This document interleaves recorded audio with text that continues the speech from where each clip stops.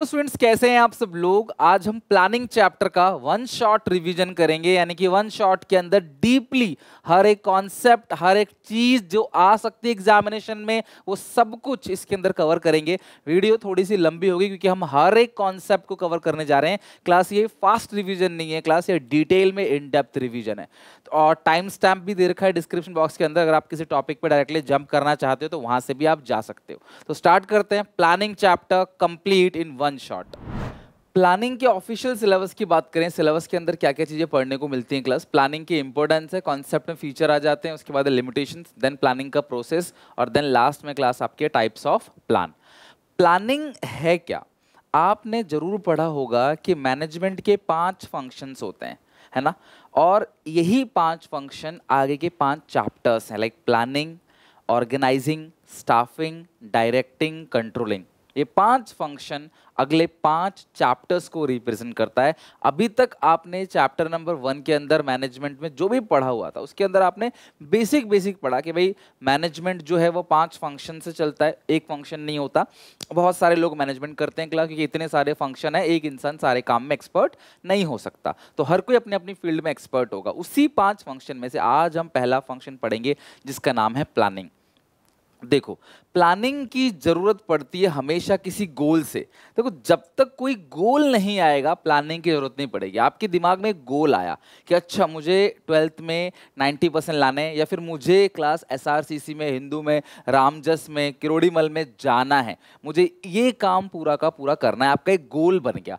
अब उस गोल को अचीव करने के लिए आप क्या करोगे, प्लानिंग करोगे कि प्रॉपर किस तरीके से मैं प्लान करके इस गोल को अचीव कर सकता हूं। जैसे आप घूमने जाते हो, मॉल जाते हो, बर्थडे पार्टी देते हो, ट्रिप पे जाते हो कहीं, तो आप पूरा प्लान करके चलते हो हर एक चीज कि मुझे क्या क्या रखना है, सामान क्या क्या, कितने पैसों की जरूरत पड़ेगी, इंटरनेट कितनी जरूरत पड़ेगी, और आप ए टू जेड सारी चीजें अपने हिसाब से। डे टू डे लाइफ में हम सब क्लास प्लानिंग करते हैं किसी एक गोल को अचीव करने के लिए। That is called planning. अगर मैं बात करूं ऑर्गेनाइजेशन में, तो मैनेजमेंट में क्लास प्लानिंग जो की जाती है वो ऑर्गेनाइजेशन के गोल को अचीव करने के लिए की जाती है कि यार हम लोग किस तरीके से अचीव करें, उसका एक फ्रेमवर्क बना दिया जाता है। That is called planning. So क्या है, चाहे वो कोई भी ऑर्गेनाइजेशन हो, चाहे वो कोई छोटी ऑर्गेनाइजेशन हो, बड़ी ऑर्गेनाइजेशन हो क्लास, ठीक है, मल्टीनेशनल कंपनी हो, इंटरनेशनल कंपनी हो, ग्लोबल कंपनी हो, हर किसी को प्लानिंग करने की जरूरत पड़ती है। तो मैंने आपको एक बात बताई थी पहले, जो काम हर किसी को करना पड़ता है उसके लिए हम लोग वर्ड क्या यूज कर देते हैं, पर्वेसिव, यानी यूनिवर्सल फेनोमेनन। आपकी मदर भी घर पे प्लानिंग करती है कि आज का पूरा दिन कैसे निकलना है, सुबह तुम्हें कैसे खाना पीना खिला के, ब्रेकफास्ट करा के, लंच पैक करके तुमको स्कूल भेजना है, तुम्हारे स्कूल से आने, तुम्हारे सारे कपड़े तुमको रेडी मिल जाते हैं, हर चीज तुम्हें क्लास हाथों में दे दी जाती है, हर एक चीज तुम्हारे घर वालों के द्वारा, ताकि तुम अच्छे से पढ़ाई कर सको। तो उसके लिए उन्होंने प्रॉपर प्लानिंग की थी, तभी क्लास आपको टाइम पे लंच मिल जाता है, बना बनाया पैक करके, टाइम पे क्लास आपको खाना मिल जाता है, कपड़े आपको धुले धुलाए मिल जाते हैं। इसका मतलब पूरी प्लानिंग किसी और ने आपके लिए कर रखी है। उसी तरीके से क्लास हर एक ऑर्गेनाइजेशन को प्लानिंग करनी पड़ती है। और प्लानिंग की अगर हम बात करें तो एक मेंटल एक्सरसाइज है प्लानिंग, जहां पे क्लास पूरा का पूरा फ्रेमवर्क रेडी कर दिया जाता है। अच्छा मुझे कल क्या क्या करना है, या फिर मुझे इस गोल को कैसे अचीव करना है, मुझे अगर सीयूईटी में अच्छा स्कोर करना है, 12th में अच्छे परसेंटेज लाना है, तो मुझे कितनी मेहनत करनी पड़ेगी। आपने पेपर पे बना लिया, फिर उसे इंप्लीमेंट करोगे तो वो आगे फंक्शन हो जाएंगे, ठीक है। प्लानिंग की बात करें, planning can be define as thinking in advance. देखो, सबसे पहली बात, प्लानिंग हमेशा जो है फ्यूचर के लिए किया जाता है, तो प्लानिंग फ्यूचरिस्टिक है। देखो, प्लानिंग परवेसिव तो है ही है, बिकॉज हर कोई कर रहा है, छोटी बड़ी कंपनी हर कोई कर रहा है, profit making not profit making. दूसरी बात, थिंकिंग इन एडवांस यानी कि फ्यूचरिस्टिक। जो प्लानिंग है क्लास वो फ्यूचरिस्टिक है। हम एडवांस में सोच लेते हैं what is to be done, when it is to be done, how it is to be done, and by whom it should be done. इस काम को कौन करेगा, कब करेगा, कैसे करेगा, और इस काम को किस तरीके से अंजाम दिया जाएगा, वो सारी चीजें क्लास एडवांस में सोच लेना ही प्लानिंग है। बहुत अच्छा डेफिनेशन है class. Planning define as thinking in advance, advance में सोच लेना what is to be done, when it is to be done, how it is to be done, and by whom it should be done. ये हो गया planning, ठीक है। और तुम कह सकते हो सिंपल वर्ड्स में, आज हम यहाँ पे हैं, ठीक है, और हम नियर फ्यूचर यहां पहुंचना चाहते हैं, ठीक है। तो यहां से लेकर यहां तक का जो सफर है, ये जो गैप है, ये कैसे पूरा किया जाएगा, that is called planning. In simple word we can say that planning bridge the gap between where we are standing today and where we want to reach. आज हम कहां पे हैं और कल को हम कहां पहुंचना चाहते हैं, यही क्या है क्लास, प्लानिंग है, ठीक है ना। क्या है क्लास? Difference between. क्या डिफरेंस है क्लास? हम आज कहाँ पे, हम कल कहाँ पहुंचना चाहते हैं, ये प्लानिंग है। ठीक है, हम प्लानिंग के कुछ फीचर्स की बात करते हैं। प्लान जैसे आपने जितनी भी चीजें पढ़ी हैं उनके फीचर्स आपने पढ़े हैं, उसी तरीके से प्लानिंग के फीचर्स क्या है, कैरेक्टरिस्टिक्स क्या क्या है। तो सबसे पहला contributes to objective, primary function है मैनेजमेंट का। अब मैंने आपको अभी थोड़ी देर पहले बताया पर्वेसिव है, प्लानिंग कंटिन्यूअस है, प्लानिंग फ्यूचरिस्टिक है। ये तो हमने अभी आप इसके बारे में तो अभी हमने डिस्कस कर लिया था, फ्यूचरिस्टिक और पर्वेसिव। अब एक करके क्लास सारी की सारी चीज समझते हैं। सबसे पहले नेचर की बात करें, प्लानिंग कंट्रीब्यूट्स टू ऑब्जेक्टिव। भाई बिना ऑब्जेक्टिव के, बिना गोल के प्लानिंग हो ही नहीं सकता।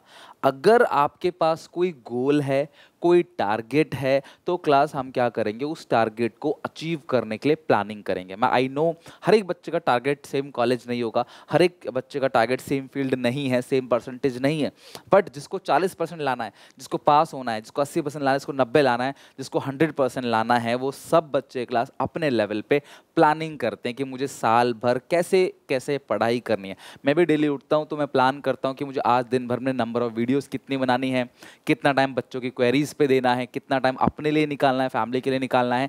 ये सारी की सारी प्लानिंग मैं सुबह कर लेता हूँ, सो दैट कि अब मुझे दिन भर सोचना नहीं पड़ेगा मुझे क्या करना है क्या नहीं करना है, ये करूँ वो करूँ। बस सुबह मैंने प्लान कर लिया, अब मैं उसी हिसाब से प्लान को इंप्लीमेंट करता जाऊंगा और प्लान को चलाता चला जाऊंगा। तो विदाउट ऑब्जेक्टिव तो प्लान जी नहीं बन सकता। Planning start with determination of objective. We can't think of planning in the absence of objective. भैया जब objective ही नहीं तो plan किसका करोगे? After setting objective या setting up goal, planning decide the method, procedure and steps to achieve that organizational objective. आपने देखो सोच लिया कि मुझे इस साल कंपनी में प्रोडक्शन को बढ़ाना है, लेकिन उस प्रोडक्शन को बढ़ाने के लिए तुम्हें रॉ मटेरियल भी ज़्यादा खरीदना पड़ेगा, 4-5 लेबर भी एक्स्ट्रा लगाने पड़ेंगे, ज़मीन ज़्यादा लेनी पड़ेगी, प्रचार ज़्यादा कराना पड़ेगा, तभी तो माल ज़्यादा बिकेगा। या प्रोडक्शन ज़्यादा करोगे, 2-4 मैनेजर को और हायर करना पड़ेगा। तो प्लानिंग आपने कर ली पेपर पे, जब उसे आप रियल लाइफ में इम्प्लीमेंट करोगे चीज़ों को, मुझे ज़्यादा नंबर लाने हैं, भैया ज़्यादा पढ़ना भी तो पड़ेगा, वो देखो ना। अगर वो पढ़ सकते हो तो प्लान करो, अदरवाइज प्लान तो पेपर पे बनता है, उसकी वैल्यू नहीं है। जैसे कई बार आपने टाइम टेबल बनाया होगा भाई पेपर पे, लेकिन उसको फॉलो नहीं किया तो that is valueless.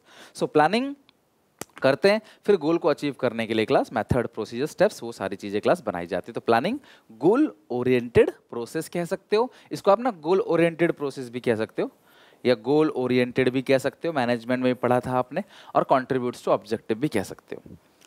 Second feature इसका आता है class, planning is primary function और base of other function of management. देखो यार, आप सबको पता है कि there are 5 functions of management. Among these 5 planning is primary function. मैं सच कहूँ ना, प्लानिंग के बिना और कोई भी फंक्शन शुरू नहीं किया जा सकता। भाई बिना प्लानिंग के आप काम नहीं करते, और आप बिना प्लानिंग के काम करते तो काम बिगड़ता है। आपने देखा होगा, सोचा होगा यार उन्हें सही से प्लानिंग नहीं की थी तो काम खराब हो गया, बिगड़ गया। तो आपको पूरी प्लानिंग करनी पड़ेगी, और प्लानिंग प्राइमरी है, प्लानिंग फर्स्ट है। उसके बिना क्लास आप आगे के फंक्शन की शुरुआत नहीं कर सकते। आप भले ही डे टू डे लाइफ में ऐसा कर लेते, आपको लगेगा सर मैं तो प्लानिंग नहीं करता और काम कर लेता हूँ, ठीक है, लेकिन ऑर्गेनाइजेशन की बात चल रही है। ऑर्गेनाइजेशन में बहुत बड़ी ऑर्गेनाइजेशन होती है, करोड़ों लोग का पैसा फंसा होता है, लाखों लोग काम कर रहे होते हैं, बहुत सारी चीज़ें होती हैं। तो ये लोग क्लास सबसे पहले अच्छे से प्लान कर लेंगे। प्लानिंग एक सीड की तरह है, एक बीज की तरह है। आपने अच्छा बीज बोया, अच्छे से क्लास खाद डाला, सब कुछ किया, तो पौधा अच्छे से ग्रो करेगा और क्लास आपको फल फ्रूट अच्छे से देगा, right. So it is the first function to perform by every manager, no other function to be perform without planning. भाई बिना प्लानिंग के, तो प्लानिंग क्या है क्लास? Primary function. पहला आपने क्या पढ़ा क्लास? कंट्रीब्यूट्स टू ऑब्जेक्टिव, है ना, पुराना भी साथ साथ लेते चलो ताकि वो दिमाग में रहे, भूलो ना। कंट्रीब्यूट्स टू ऑब्जेक्टिव आपने पढ़ लिया। सेकंड इज क्लास बेस है टू अदर फंक्शन, या फर्स्ट फंक्शन कह लो, या प्राइमरी फंक्शन ऑफ मैनेजमेंट कह लो, है कि नहीं।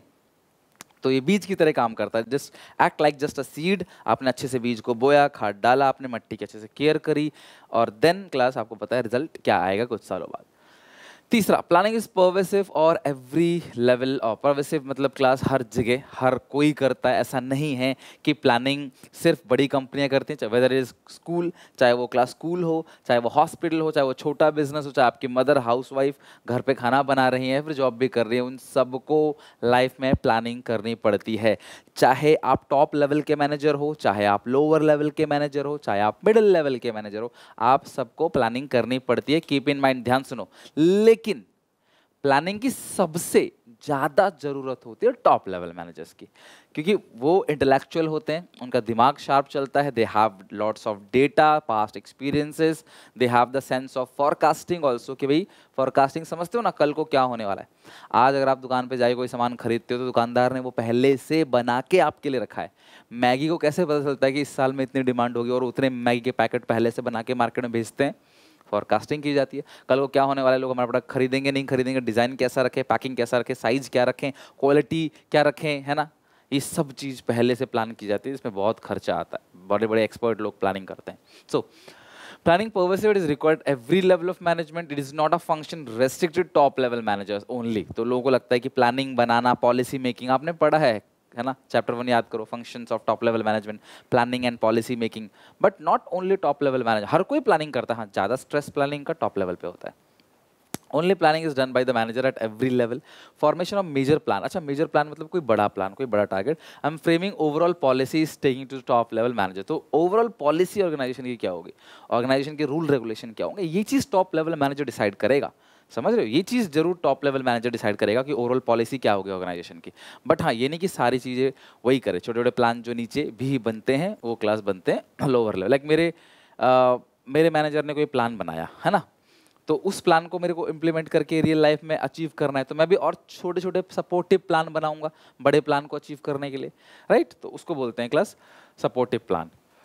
तो जो मेजर प्लान होता है वो टॉप लेवल मैनेजर करते हैं, बट इसको सपोर्ट करने के लिए बहुत सारे डेरिवेटिव या सपोर्टिव प्लान बनते हैं, उसको क्लास नीचे लेवल के मैनेजर भी करते हैं। मतलब हर एक इंसान अपने लेवल पे प्लानिंग कर रहा है गोल को अचीव करने के लिए, सो इट इज पर्वेसिव और हर कंपनी में होता है। चौथा, प्लानिंग फ्यूचरिस्टिक और फॉरवर्ड। देखो जब भी हम करते हैं प्लानिंग तो हमारे दिमाग में आता है बैठ के कुछ सोचना, यही आता है कि नहीं आता है कि नहीं भाई, मैं बैठ के कुछ सोच रहा हूँ तो मतलब मैं कुछ प्लान कर रहा हूँ। आप लोग कहते नहीं कभी किसी ओ भाई क्या षड्यंत्र रच रहा है, क्या सोच रहा है। तो जब हम घर बैठे कोई चीज़ सोच रहे होते हैं, इंटेलेक्चुअल प्रोसेस है, कल कैसे कैसे करेंगे, ये काम कैसे कैसे होगा, that is called planning, right. तो प्लानिंग फ्यूचरिस्टिक है। फ्यूचरिस्टिक का मतलब क्या, भाई हम प्लानिंग हमेशा फ्यूचर के लिए करते हैं, हम कभी भी पास्ट को बदल नहीं सकते, हम हमेशा फ्यूचर को क्लास हम चेंज करने की सोचते हैं, ठीक है, कि हम कल को हमारी कंपनी का भविष्य क्या होगा, कल को हम लोग 20% सेल्स इंक्रीज करेंगे, 10% सेल्स इंक्रीज करेंगे, कल को हम लोग इस रेवेन्यू तक पहुंचेंगे, इतने वर्कर्स के साथ काम करेंगे, इतने लोगों को सपोर्ट देंगे, जो भी चीज़ें हैं फ्यूचरिस्टिक है। तो planning always means looking ahead, ahead मतलब आगे, looking forward. Planning is never done for the past, past के लिए कभी नहीं किया था। Every manager try to make prediction and assumption for future on the basis of past experience of manager. Manager की past experience को लेकर class वो हमेशा फ्यूचर के लिए क्या करते हैं क्लास, प्लानिंग करते हैं, ठीक है। तो प्लानिंग फ्यूचरिस्टिक है। नेक्स्ट है प्लानिंग इज कंटिन्यूअस। देखो यार, प्लानिंग एक ऐसा फंक्शन है जो नेवर एंडिंग, एक बार आपने प्लान किया मतलब कि ये साइकिल को ब्रिंग बैक लेके आया। देखो प्लान किया गोल अचीव हुआ, फिर प्लान किया फिर गोल अचीव हुआ, फिर प्लान किया फिर गोल अचीव हुआ, फिर प्लान किया फिर गोल अचीव हुआ, ये चलता ही रहता है। This is called continuous. Planning is never ending और continuous process because after making plan also one has to be in touch with the changes in environment and making future plan accordingly. तो भैया आप plan बनाते हो, ये नहीं कि plan बना के भूल गए, प्लान को इंप्लीमेंट भी करना है, साथ साथ चलना भी है। लाइक मेरे को कोई प्लान बनाना है, मैंने 1000 लोगों को प्लान बता दिया, लेकिन उन 1000 लोगों को मुझे फॉलो भी करना है कि ये उसी तरीके से काम कर रहे हैं कि नहीं कर रहे जैसा मैंने प्लान किया था। आपके पेरेंट्स आपके लिए कहते हैं भाई तुझे परसेंटेज लाने 90% लाने, इतना क्या नहीं भूलते वो, हर महीने में 2 महीने में आपसे फीडबैक लेते हैं भाई क्या चल रहा है, कितनी पढ़ाई हो रही है, उसी हिसाब से पढ़ाई चल रही है नहीं चल रही, समझ रहे हो। तो प्लानिंग जो है क्लास कंटिन्यूअस है, प्लानिंग नेवर एंडिंग फंक्शन है क्लास मैनेजमेंट की तरह, ये हमेशा क्लास चलता रहता है। हम एक गोल बनाते हैं, जैसे आपने सुना होगा बड़ा 10वीं कर ले, बस 10वीं कर ले, बस 12वीं कर ले, बस 12वीं कर ले। तुम सोचते हो खत्म हो जाएगा, ये नहीं, खत्म जिंदगी में कभी नहीं होगा, मरने के बाद ही खत्म होगा, उससे पहले कभी कोई चीज़ खत्म नहीं। आप कितने ही बड़े इंसान बन जाओ, कितने ही बन जाओ, कुछ भी काम करना पड़ेगा, पढ़ाई करनी पड़ेगी, पढ़ाई नहीं तो अपने फील्ड में काम करना पड़ेगा, एक्सपर्टीज जो है वो लानी पड़ेगी, प्रैक्टिस क्रिएटिविटी लानी पड़ेगी। 12th पास आउट हो जाओगे तो बस ग्रेजुएशन कर ले, नहीं, फिर आप ग्रेजुएशन के प्लान बनाओगे, ग्रेजुएशन हो गया, फिर पोस्ट ग्रेजुएशन के लिए प्लान बनाओगे, फिर पोस्ट ग्रेजुएशन हो गया, फिर नौकरी के लिए इंटर्नशिप के लिए तैयार करोगे, वो काम हो गया, फिर नौकरी लगेगी, फिर उसके बाद आपकी फिर आप प्रमोशन के लिए काम करोगे और ऊपर जाने के लिए काम करोगे, तो खत्म कभी नहीं होने वाला, नेवर एंडिंग। एक प्लान बनेगा गोल अचीव होगा, दूसरा प्लान बनेगा गोल अचीव होगा, तीसरा प्लान बनेगा गोल अचीव होगा। आप में से कई सारे बच्चे गलती करते हैं कि प्लान बहुत सारे बना लेते हैं, अचीव एक भी नहीं करते। हाँ मैं ये भी करूंगा, वो भी करूंगा, वो भी करूंगा, कर कुछ नहीं पाते। तो आप हमेशा एक गोल बनाओ, एक टारगेट बनाओ कि मुझे एक चैप्टर पढ़ना है और एट एनी कॉस्ट आप उस चैप्टर को खत्म करो, खत्म करके ही आप दूसरा प्लान बनाओ। आधे अधूरे पे किसी प्लान को छोड़ो मत, ठीक है। इंपोर्टेंस ऑफ प्लानिंग यानी कि प्लानिंग के बेनिफिट। अगर हम प्लानिंग करते हैं तो उसका फायदा क्या होगा, मतलब एक काम जो बिना प्लान किए, बिना प्लान किए आप कर रहे हो, और एक प्लान जहां पे आप कंप्लीट प्लानिंग करके फिर काम को कर रहे हो, तो प्लानिंग करने से फायदा क्या होगा किसी भी ऑर्गेनाइजेशन को। तो सबसे पहला आपको डायरेक्शन क्लियर रहेगा, अनसर्टेनिटी आपकी जो है वो कम हो जाएगी, नए नए आइडियाज मिलेंगे और प्लानिंग कंट्रोलिंग का एक बेस भी बनेगा। मैं आपको डिटेल में समझाता हूं। सबसे पहले बात करें तो प्लानिंग जब आप करते हो ना तो आपको पता रहता है आपको कहाँ पहुंचना है। मैंने प्लानिंग की है कोई चीज की, तो मेरा सारी एक्टिविटी जो भी मैं करूंगा ना वो उस प्लान को, उस गोल को अचीव करने के लिए ही होगा। Planning provide direction, it is concern with pre determined course of action. Pre मतलब पहले, डिटरमाइंड मतलब निर्धारित किया हुआ, एक्शन मतलब क्लास आपका काम। मतलब प्लानिंग बेसिकली क्या है, जो आप कल को काम करने वाले हो उसके लिए पहले से आप पूरा फ्रेमवर्क बना लेते हो, कल आप क्या क्या काम करोगे, right. It provide direction to the effort of employ. अगर आप प्लान कर लेते हो तो एम्प्लॉयज के माइंड में भी क्लियर रहेगा कि उनको क्या काम करना है। आपने उनको बता दिया पूरा प्लान करके, तो एम्प्लॉय क्लास उसी गोल के पीछे क्या करेंगे, देख रहे हो, इसी गोल के पीछे सारे के सारे लोग क्या करेंगे, चलते चले जाएंगे। So planning makes clear what employ have to do. Planning employees को बताता है एग्जैक्टली तुम्हें क्या करना है, तुम्हें कैसे करना है। Planning class employees know this leads to unity of direction. If there was no planning, अगर प्लानिंग, देखो प्लानिंग है तो सब लोग एक ही दिशा में जा रहे हैं और सबका गोल एक ही है, ऑर्गेनाइजेशन के गोल को अचीव करना। बट अगर आपने प्लानिंग नहीं किया, employees would be working in different direction. कोई कहीं जा रहा है, कोई कहीं जा रहा है, कोई कहीं जा रहा है, कोई कहीं जा रहा है। अब ये एक दिशा में नहीं जाएंगे अगर आपने प्लानिंग नहीं किया तो। सबको आपने बताया नहीं, सब लोग अलग अलग दिशा में जाएंगे। प्रॉपर प्लानिंग करोगे सब लोग एक ही दिशा में चलेंगे और ऑर्गेनाइजेशन का जो गोल है, जो डिजायर्ड गोल है वो अचीव हो जाएगा। बट अगर आपने ऐसा नहीं किया तो सब अलग अलग दिशा में जाएंगे और ऑर्गेनाइजेशन का गोल कभी भी अचीव नहीं होगा, राइट। तो सबसे पहला क्या है class benefit, planning provide direction. जब आप प्लानिंग कर लेते हो तो क्लास सारे एम्प्लॉयज को एक वे मिल जाता है, रास्ता मिल जाता है, हाँ जी हमें ऐसे ऐसे चलना है, right. Second, planning reduce risk of uncertainty. होता क्या है, प्लानिंग हमेशा फ्यूचर के लिए किया जाता है। हम पढ़ चुके हैं class planning is futuristic, right. इससे पहले हमने प्लानिंग गोल ओरिएंटेड पढ़ा था, ठीक है। तो प्लानिंग जब फ्यूचरिस्टिक है तो फ्यूचर इज अनसर्टेन। कल को क्या होगा कोई गारंटी है किसी चीज की, कल क्या होगा क्या नहीं होगा, कुछ भी हो सकता है। मार्केट में कोई भी चेंज आ सकता है, कुछ भी प्रॉब्लम, किसको पता था कोविड आएगा, किसको पता था डिमोनेटाइजेशन आएगा, किसको पता था यूक्रेन का वॉर एकदम से छिड़ जाएगा क्लास रशिया के साथ, उससे पूरी इंडिया छोड़ो पूरे वर्ल्ड को इम्पैक्ट पड़ा। तो प्लानिंग हम हमेशा फ्यूचर के लिए करते हैं, लेकिन फ्यूचर में क्या क्या समस्या आएंगी हम उसके लिए भी पहले से मान लेते हैं कि कल को अगर ऐसा हुआ तो क्या होगा, कल को ऐसा हुआ तो क्या होगा, कल को वैसा हुआ तो क्या होगा, कल को वैसा हुआ तो क्या होगा। एग्जाम्पल, बारिश होने वाली है, बारिश का मौसम है, तो मैं पहले से लेके चलूंगा छतरी की, भाई कल कहीं ऐसा ना हो कि मैं कहीं जा रहा हूँ रास्ते में बारिश होने लगे तो मैं छतरी लेके जाऊंगा। तो मैं ये प्लानिंग कर सकता हूँ कि ठीक है भाई छतरी लेके जाऊंगा, लेकिन प्लानिंग ये भी नहीं कि गारंटी सक्सेस है। मान लो छतरी लेके तो गया लेकिन बारिश इतनी तेज पड़ी, ओले ही बहुत ज्यादा पड़ गए, तो मुझे कहीं रुकना ही पड़ा वहां पे। तो मैंने बारिश की तो प्लानिंग की थी, लेकिन इतनी तेज बारिश हो जाएगी, आंधी तूफान आ जाएगा कि भैया ये दिक्कत है, ये तो नहीं कह सकते हम, इसका प्लान नहीं कर सकते। तो प्लानिंग फ्यूचरिस्टिक है। तो फ्यूचर में आने वाली जितनी भी अनसर्टेनिटी है हम उसके लिए पहले से ही रेडी रहते हैं कि बुरे से बुरा ये हो गया तो क्या होगा, अच्छा हो गया तो क्या होगा, ताकि आपको झटका ना लगे अचानक से, शॉक ना लगे अचानक से। तो पहले से आप रेडी होके चलते हो, ठीक है। So organisation have to face many uncertainty, अनिश्चितताएं and unexpected situation every day. Planning help the manager to face the uncertainty because planner try to see the future by some assumption. तो जो भी planner होते हैं ना, जो काफ़ी पैसा चार्ज करते हैं, वो फ्यूचर के लिए बहुत सारे अजम्पशंस लेते हैं on their past experience in scanning of business environment. The plan are made to overcome such uncertainty. Example कि भैया आपने किसी को उधार दिया तो वो कहीं डूब ना जाए, तो उसके लिए आपने अकाउंट्स में एक कॉन्सेप्ट पढ़ा होगा, provision for bad and doubtful debts, कि भाई कल को ये पैसा डूब जाएगा तो क्या होगा। आप किसी को उधार दे रहे हो तो ये भी रेडी रहो कि भैया ये पैसा डूबेगा तो आप कैसे सर्वाइव करोगे, पहले से रेडी रहो क्योंकि वो डूब सकता है। तो उसके लिए आप क्या बनाते हो, प्रोविजन फॉर डाउटफुल डेट। तो प्लानिंग अगर आप पहले से कर लेते हो तो जो भी अनसर्टेनिटी नियर फ्यूचर आने वाली है बिजनेस में, उन अनसर्टेनिटी से क्लास आप कहीं ना कहीं बच जाओगे। ऑर्गेनाइजेशन में भी फ्यूचर में बहुत सारे अनसर्टेनिटी होती हैं कि कल को ऐसा हो गया तो क्या होगा, सरकार का रूल चेंज हो गया तो क्या होगा, या पब्लिक का टेस्ट प्रेफरेंस चेंज हो गया तो क्या होगा, कल को फेस्टिवल सीजन है तो क्या होगा। आप सब कुछ पहले से रेडी रहते हो, कोशिश करते हो कि फ्यूचर में जो भी रिस्क आने वाला है उसको मिनिमाइज करके चलें, पहले से तैयार रहें ताकि झटका ना लगे। अब हर इंसान, आपके माता पिता पैसा जोड़ते हैं आपकी पढ़ाई के लिए, पूछना आप उनसे, बचपन से उन आपकी पढ़ाई के लिए पैसा जोड़ते आ रहे हैं कि कल को भाई कहीं बच्चे का ग्रेजुएशन में, पोस्ट ग्रेजुएशन में, डॉक्टर वाले बच्चे जो हैं उनकी डॉक्टरी है, एमबीबीएस है, उनकी तैयारी के लिए वो पैसे जोड़ते हैं। आपके पेरेंट्स ने आपकी सीए की तैयारी के लिए, आईआईएम की तैयारी के लिए पैसा जोड़ना स्टार्ट कर दिया होगा पहले से, जो भी उनका गोल है, ताकि फ्यूचर में वो रिस्क कम हो जाए, इतना झटका ना लगे, अचानक से कहीं 10 लाख देने पड़ जाए तो उनको दिक्कत ना हो, जोर ना लगे। Next, planning provide innovative ideas. देखो, आप सबको पता है कि प्लानिंग एक मेंटल एक्सरसाइज है। प्लानिंग हमेशा क्लास क्या किया जाता है, दिमाग में की जाती है, कैसे हम लोग अचीव करेंगे। डेटा को एनालाइज किया जाता है, स्टडी किया जाता है, एक कंक्लूजन निकाला जाता है, बहुत सारे अजम्पशंस लिए जाते हैं प्लानिंग के अंदर, है ना। तो उससे क्या होता है, आपका दिमाग खुलता है और नए नए आइडियाज आते हैं कि हम और कैसे बेहतर कर सकें। समझ रहे हो बात को। तो planning require high thinking process, so there is a great scope, बहुत ज़्यादा चांस है एक बेटर आइडिया, एक बेटर मेथड, एक बेटर प्रोसीजर को फाइंड आउट कर सके किसी भी काम को करने के लिए, ताकि हम क्लास सबसे अलग सोचें।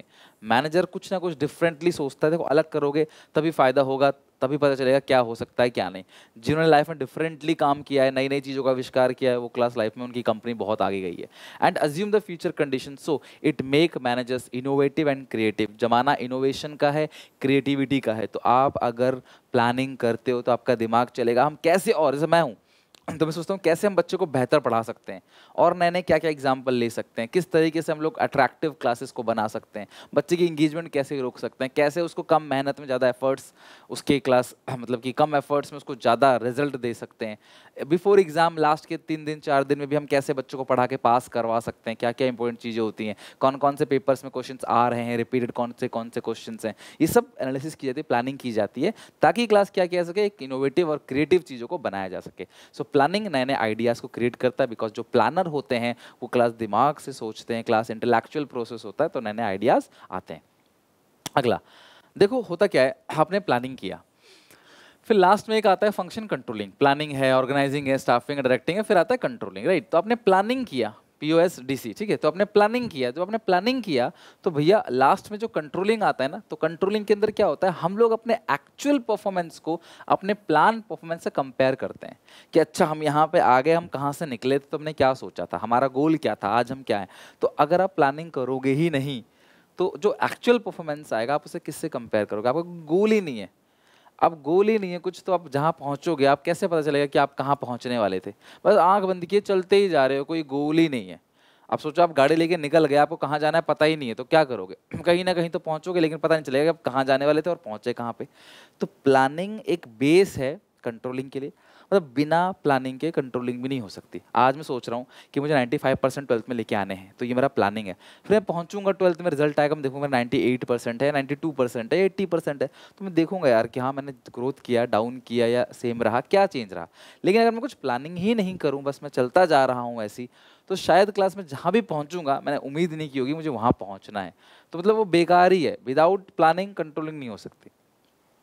तो ये कह रहा है कि प्लानिंग जो है एक स्टैंडर्ड क्रिएट करता है कंट्रोलिंग के लिए। Controlling means comparison between the actual performance and plan performance. If there is a variation, variation मतलब difference between both, then find out the reason for such deviation and taking measures to match that actual output with the plan output. मेरी बात समझना, आपने planning की, फिर आपने controlling की, फिर आपने देखा अच्छा मैं तो सोचा था कि भाई 10,000 आउटपुट बनेगा, आउटपुट सिर्फ 8,000 बना है, तो डिफरेंस कितने का है, 2,000 का। अच्छा, तो उस 2,000 के डिफरेंस का रीज़न क्या है, क्यों नहीं बना 2,000 आउटपुट, और अच्छा ये रीज़न है, चलो इस प्रॉब्लम को ठीक करो ताकि आगे नियर फ्यूचर ये प्रॉब्लम रिपीट ना हो। ये क्या है क्लास, कंट्रोलिंग है, इसको कंट्रोलिंग बोलते हैं। बट अगर आपने प्लानिंग किया ही नहीं होता, आपने सोचा ही नहीं होता कि मुझे 8,000 10,000 बनाना है, आपने ऐसा कुछ सोचा ही नहीं होता, तो आप खुद सोचो, अगर आप ये चीज़ नहीं सोचोगे तो कैसे काम चलेगा। फिर तो आप यही नहीं जान पाओगे ना कि आपने कम बनाया ज़्यादा बनाया। अभी मैं सोचा 10 का, आया 8, 2 का डेविएशन, मैं ठीक करूँगा उसको। बट अगर सोचा ही नहीं होता तो मुझे कैसे पता चलता कि 2 का डेविएशन, और मैं कैसे इंप्रूव करता, अपनी गलती कैसे सुधारता। समझ रहे हो। तो ये जरूरी है। But in case there is no plan, अगर प्लान आउटपुट है ही नहीं, तो controlling manager no base to compare with whether the actual output is adequate, मतलब पर्याप्त है या नहीं है। तो अगर आपने प्लानिंग करी ही नहीं तो आपको पता नहीं चलेगा कि भैया जो आपने एक्चुअल आउटपुट बनाया है वो सही है, कम है, ज़्यादा है, आपको पता ही नहीं चलेगा कुछ भी। तो हमेशा एक प्लानिंग की जाती है। सो प्लानिंग बेस है not only for controlling, but planning is needed to initiative every function and base for comparison and controlling given by the planning function only. हर एक फंक्शन का बेस है। आप जितने भी काम करोगे वो सब आपकी प्लानिंग पे डिपेंड करेगा। आपने सोचा कितना, अगर आप 80% की सोच रहे हो तो आपकी सारी मेहनत उस हिसाब से हो जाएगी। अगर आप 90% की सोच रहे हो, सारी मेहनत उस हिसाब से। आप सोच रहे हो मुझे SRCC जाना है, मुझे एशिया का top college, top commerce college में जाना है, तो भैया आपको सारी मेहनत उस हिसाब से, आपका ब्रेन चलेगा उस हिसाब से, आपको काम करना पड़ेगा। समझ रहे हो बात को? वही चीज़, जैसे आपको कहीं पहुंचना है, आपको आधे घंटे में पहुंचना है, तो आप स्पीड कहीं ना कहीं शॉर्टकट निकाल के स्पीड वीड रेड लाइट तोड़ते हुए जैसे तैसे जाते हो। लेकिन आपको पता है कि ठीक है मैं आराम से पहुंचूंगा, तो आराम से धीरे धीरे जाते हो। तो आपने जो प्लान बनाया है, आपका दिमाग उसी तरीके से काम करता है गोल को अचीव करने के लिए। नेक्स्ट है लिमिटेशंस ऑफ प्लानिंग। प्लानिंग की लिमिटेशंस की बात करें, कमियां प्लानिंग में क्लास, यहाँ पे मैं आपको जो शॉर्टकट बता रहा हूँ, निमोनिक कोड ध्यान रखना, अमृत, AMRIT अमृत, ठीक है। तो अमृत ये शॉर्टकट है, भोले जी ने अमृत पिया था, है ना, तो वही चीज़ है क्लास। तो अमृत जो है बेसिकली, जहर भी पिया था, है ना, और जो समंदर मंथन हुआ था वहाँ से अमृत निकला था, कई सारे लोगों ने पिया था, ठीक है। और पहले भोले बाबा ने जहर पिया, उसके बाद क्लास उनका, तभी नीलकंठ कहते हैं ना उनको। तो अमृत बेसिकली क्या होता है क्लास, कि जो आपको अमर बना देता है। बट यहाँ पे अमृत का मतलब और है क्लास कुछ। तो अमृत में A फॉर क्या होता है क्लास, लैक ऑफ एक्यूरेसी। यहाँ पे M for may not work in dynamic organisation. R से रिड्यूस क्रिएटिविटी। I से इन्वॉल्व ह्यूज कॉस्ट। और T से क्या होता है क्लास, टाइम कंज्यूमिंग। और लास्ट में क्लास एक पॉइंट और ऐड कर दिया, डज नॉट गारंटी सक्सेस। अच्छा, एक एक करके डिटेल में पढ़ते हैं इसको। सबसे पहला lack of accuracy. Planning class accurate नहीं है। देखो प्लानिंग आप फ्यूचर के लिए करते हो, तो जरूरी नहीं है कि भाई फ्यूचर के लिए जो आपने प्लानिंग की वो एक्यूरेट हो, चेंज हो सकता है। लाइक आपने फ्यूचर के लिए, एग्जांपल के तौर पे आपके पापा ने बोला मेरा बेटा CA करेगा, उसके फ्यूचर के लिए मैं पैसे जोड़ लेता हूँ 5 लाख रुपए। जरूरी है कि CA में 5 लाख ही लगेंगे? कम भी हो सकता है, ज़्यादा भी हो सकता है, right. So lack of accuracy in planning, we are always thinking in advance and it is concerned with the future only, and future is uncertain. In planning various assumptions are made but these are not 100% correct. तो planning में बहुत सारे assumptions आप लेते हो future के लिए, because planning किया ही फ्यूचर के लिए जाता है। तो बहुत सारे assumption लिए जाते हैं क्लास, लेकिन जरूरी नहीं कि वो हमेशा करेक्ट हो। Second, it may not work in dynamic. आजकल का जमाना ना बहुत डायनामिक है। अगर कल को बहुत सारे फ्रीक्वेंट चेंजेस होते रहते हैं तो आप पहले से प्लान नहीं कर सकते कि कल क्या होने वाला है। भाई फ्यूचर में बहुत तेज़ी से चेंज आ रहा है, तो आप पहले से कुछ सोच नहीं सकते। एग्जाम्पल मैं बोलूँ कि आजकल का ज़माना बहुत आगे से बढ़ रहा है, तो आप अपने फ्यूचर के बारे में एग्जैक्टली नहीं सोच सकते मुझे फ्यूचर में क्या करना है। भाई कल को क्या पता कोई ट्रेंड और हो, फैशन कोई और, से पहले इंजीनियरिंग का ट्रेंड आया, डॉक्टरी का ट्रेंड तो खैर अभी भी चल रहा है, उसके बाद क्लास MBA का ट्रेंड आया, MBA का ट्रेंड खत्म हो गया, देन क्लास CA का ट्रेंड आया, कॉमर्स की अगर हम बात करें। तो ये चेंज होता रहता है। एग्जैक्टली ये नहीं कह सकते कि मुझे क्या करना है। अगर चेंज नहीं है तो ठीक है, पहले से प्लान कर सकते हो। तो कई बार देखो, हर बार नहीं, मे मतलब मे और मे नॉट। तो प्लानिंग में not work in dynamic environment. जो इन्वायरमेंट डायनामिक है, जहां फ्रीक्वेंट चेंजेस आते हैं, क्या पता प्लानिंग वहां पे काम ना करे, ठीक है। तो A फॉर था लैक ऑफ एक्यूरेसी, M से may not work in dynamic environment, right. तो business environment is very dynamic as there are continuously changes take place in economic, political, legal environment and legal environment. It is difficult to forecast का मतलब predict, future के लिए भविष्यवाणी करना, आप इस तरह से कह सकते हो। तो ये करना बड़ा ही क्लास मुश्किल है, very difficult to forecast these future changes, ठीक है। So may not work in dynamic environment. तीसरा, इट रिड्यूसेस क्रिएटिविटी। देखो प्लानिंग जो है, क्योंकि वो इंटेलेक्चुअल प्रोसेस है, वहाँ दिमाग लगता है। तो अभी आपने पढ़ा था प्लानिंग से इनोवेटिव आइडियाज़ क्रिएट होते हैं। तो सर आपने लिमिटेशन में ये क्यों बोला कि प्लानिंग जो है वो क्रिएटिविटी को कम कर देता है? वो क्रिएटिविटी वर्कर्स की कम करता है, फॉलोअर्स की कम करता है, जो प्लान बना रहे हैं उनकी कम नहीं करता। लाइक सुनो, ये बहुत सारी ऑडियंस है, मेरी बात ध्यान समझना, ठीक है। ये 1000 लोग हैं मान लो, टोटल मान लेते हैं 1000 लोग हैं, ठीक है। ये है मैनेजर। तो मैनेजर ने क्लास प्लान बनाया और इनको बोल दिया भाई सुनो ऐसे ऐसे इस प्लान को जो है अचीव करना है, ये प्लान बना के इनको बता दिया। अब they are called blind followers, इनको पूरा आपको बता दिया, इनको आंख बंद करके क्लास उसको क्या करना है, फॉलो करते चलना है। तो जब ये आंख बंद करके इनकी बात को फॉलो करते चले जाएंगे तो अपना दिमाग लगाएंगे नहीं।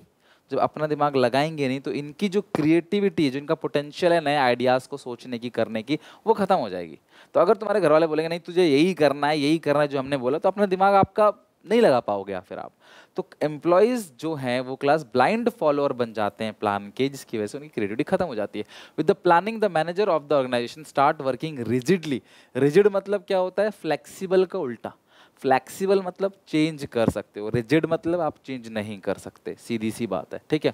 And they become the blind follower of the plan only. So managers do not think initiative. तो मैनेजर्स जो भी मैनेजर है क्लास यहाँ पे काम कर रहा है, फिर जरूरी नहीं कि वर्कर है, क्या पता ये सब भी मैनेजर है और ये ऊपर लेवल का मैनेजर है, तो भाई इसकी क्रिएटिविटी कहीं ना कहीं क्लास क्या हो जाती है, खत्म हो जाती है वर्कर्स की। तो जितने भी वर्कर्स हैं क्लास, अगर वो ब्लाइंड फॉलोअर बन जाएंगे प्लान के, तो भैया आपकी खुद की क्रिएटिविटी कहीं ना कहीं कम होगी, राइट। ये प्लानिंग करने वालों के लिए नहीं, ये इंप्लीमेंट करने वालों के लिए है। प्लानिंग इन्वॉल्व ह्यूज कॉस्ट, मैंने आपको पहले ही कहा था। प्लानर जो होते हैं ना, they are highly qualified, they have to do with intelligence, उनका इंटेलेक्चुअल वर्क होता है, राइट। तो उसमें बहुत ज़्यादा खर्चा आता है, बिकॉज वो बहुत ज़्यादा पैसा लेते हैं, वो बहुत सारे डेटा को एनालाइज करते हैं, स्टडी करते हैं, फिर डिसीजन लेते हैं, तो भैया खर्चा बहुत आता है, they are taking too much money. Planning process involve lot of cost because it is an intellectual process. Companies need to hire professional expert to carry on this process. Along with salary of these experts, the company has to spend lot of time, money to collect accurate facts. देखो decision लिया जाएगा data के according, पहले क्या हुआ था उस basis पे आगे क्या होगा ये पता लगाया जाता है, राइट। आप भी म्यूचुअल फंड में किसी कंपनी के स्टॉक में इन्वेस्ट करते हो तो उसका पास्ट फ्यूचर नहीं जानते आप, लेकिन आप उसका पास्ट परफॉर्मेंस देखते हो, पहले कैसा परफॉर्म किया इस स्टॉक ने, उसके हिसाब से आप अंदाजा लगाते हो आगे कैसा परफॉर्म करेगा, right. So it is cost consuming process, पैसा बहुत लगता है, राइट। ये भी इसकी लिमिटेशन है। तो अमृत में A for lack of accuracy, M for may not work in dynamic organisation, reduce creativity, involve huge cost, और टी फॉर टाइम कंज्यूमिंग, समय भी बहुत लगता है भैया इसके अंदर, बिकॉज आपको पूरा फास्ट डेटा कलेक्ट करना है, उसको एनालाइज करना है, उसके बेसिस पे फ्यूचर के प्रिडिक्शंस करने हैं कि कल को तुम्हारा इतना माल बिक जाएगा जी, इतना माल बनाओ, कल को तुम अपने प्रोडक्ट की ये डिजाइनिंग करो तो तुम्हारा क्लास बिकेगा, है कि नहीं। तो इसमें क्लास कहीं ना कहीं टाइम, समय और पैसा दोनों लगता है। Planning process is time consuming because it takes long time to evaluate the alternative and select the best one. Lot of time is needed to developing planning premises. Premises मतलब अजम्पशन, प्रेमिसेस का मतलब क्या है कि किस base पे तुम कह रहे हो कि कल को ये चीज़ होगा। हम कह रहे हैं 20% सेल हम बढ़ा देंगे, तो किस बेस पे कह रहे हो तुम 20% सेल बढ़ा दोगे फ्यूचर में, ये प्लान किस बेसिस से बनाया है, उस बेस को बोलते हैं premises. So because of this class actions gate delayed. तो आपको मैं प्लानिंग का प्रोसेस भी बताऊंगा आगे चल के, तो आप देखना प्लानिंग का प्रोसेस भी बड़ा है, इसमें टाइम लगता है। ऐसे आंख बंद करके प्लानिंग, ये आपका प्लान नहीं है कि मुझे यहाँ जाना है मैंने सोच लिया हो गया प्लान, ये ऑर्गेनाइजेशन का प्लान है। हम कंपनी की बात कर रहे हैं, ऑर्गेनाइजेशन की बात कर रहे हैं। तो कई बार क्या होता है क्लास, प्लान में देरी हो जाती है बिकॉज हमें बहुत सारा डेटा कलेक्ट करना है, उसको एनालाइज करना है, टाइम और कॉस्ट दोनों ज़्यादा है, समय भी और पैसा भी। तो ये शॉर्टकट आप ध्यान रखना। Lack of accuracy, may not work in dynamic environment, reduce creativity, involve huge cost और टाइम कंज्यूमिंग। और लास्ट है planning does not guarantee success, no guarantee. अगर आपने प्लानिंग किया है तो गारंटी नहीं है कि आपको सक्सेस मिलेगा ही मिलेगा। एग्जाम्पल के तौर पे मैंने पहले इस केस स्टडी में ऐसा आता है कि मैंने पहले कोई प्लान बनाया था पास्ट में, वो सक्सेस हो गया, ठीक है। तो जरूरी नहीं है कि मेरा फ्यूचर प्लान भी सक्सेस होगा। एक प्लान आपने बनाया वो सक्सेस हो गया, but it is not mandatory कि आप अगला प्लान भी करोगे तो वो भी सक्सेसफुल होगा। ऐसी बातें कहीं लिखा जाए तो वो कौन सा लिमिटेशंस एक्सप्लेन कर रहा है प्लानिंग का, planning does not guarantee success. Case study आएगा, you have to explain it कि हाँ भैया ये कौन सा है पॉइंट और उस पॉइंट को एक्सप्लेन करना है। तो अगर आपने पॉइंट को नहीं पकड़ पाए तो एक्सप्लेनेशन भी गलत ही होगा। देखो देखो, डज नॉट गारंटी सक्सेस का मतलब ये है, some time managers have false sense of security that have worked। जो पहले प्लान सक्सेसफुल हो गया जरूरी नहीं आगे भी होगा, successfully in past, so this will be working in future also. Planning only provide a base for analysing future, सिर्फ बेस प्रोवाइड करता है, not a solution for the future course of action. पहले से आप बहुत चीज़ें सेट कर सकते हो, लेकिन आप गारंटी नहीं कह सकते मैंने प्लानिंग अच्छी की है तो मेरा रिजल्ट भी अच्छा आएगा। उसमें डिफरेंस हो सकता है, उसमें क्लास फर्क पड़ सकता है, तो डज नॉट गारंटी सक्सेस। तो एक काम करो, कमेंट सेक्शन में जाओ, सारे लिमिटेशन का शॉर्टकट जो बताया था अमृत और लास्ट में P, planning does not guarantee success, तो अमृत पी। तो लास्ट में आप क्लास लिख के दिखाओ सारे के सारे कि आपको याद है कि नहीं। अच्छा, कुछ प्लानिंग के और लिमिटेशंस हैं जो हमारे हाथ में नहीं है, मतलब इस चीज़ भैया हम तो कुछ नहीं कर सकते, हमने तो प्रॉपर प्लानिंग की लेकिन ये हो गया, क्या करें। हमने तो प्रॉपर प्लानिंग की थी कि नया शोरूम खोलेंगे, नया शोरूम का किराया भी दे दिया था, दुकान के अंदर माल भी लोड कर दिया था, अगले दिन लॉकडाउन लग गया भैया, दुकान बंद हो गई, साल भर का किराया देना पड़ा, क्या करें। समझ रहे हो बात को, तो ये नुकसान हो गया, मैं इसमें कुछ नहीं कर सकता। सो यही है क्लास आपके external limitations of planning. Planning के क्लास कुछ लिमिटेशन, जैसे चेंज इन कॉम्पिटिटर पॉलिसी। हम सब कुछ अच्छा काम कर रहे थे, हमारे कॉम्पिटिटर ने सामान में फ्री देना चालू कर दिया, अपनी कोई पॉलिसी बदल दी, सस्ता करना चालू कर दिया, डिस्काउंट देना चालू कर दिया, हम क्या करें। अब भैया अगर वहाँ से अब हम खरीदते हैं ऑनलाइन शॉपिंग, ऑनलाइन देखते हैं अमेजन पे क्या रेट है, फ्लिपकार्ट पे क्या रेट, जो सस्ता देता है हम उससे खरीद लेते हैं। तो अगर सब कुछ अच्छा चल रहा है, कोई दूसरी कंपनी अपनी पॉलिसी चेंज कर दे तो भैया आपको भी उसका असर पड़ेगा। Change in taste and preference, ग्राहकों का टेस्ट एंड प्रेफरेंस ही चेंज हो गया तो हम क्या कर सकते हैं। सरकार की पॉलिसी चेंज हो गई, कोई नई तकनीक आ गई तो हमारा पुराना तकनीक कौन लेगा फिर। नेचुरल कैलेमिटी, कोई आपदा आ गई, सुनामी आ गई, बाढ़ आंधी तूफान आ गया, कुछ भी ऐसा आ गया जिसकी वजह से क्लास हमने जो प्लान किया था वो सारा वेस्ट हो गया।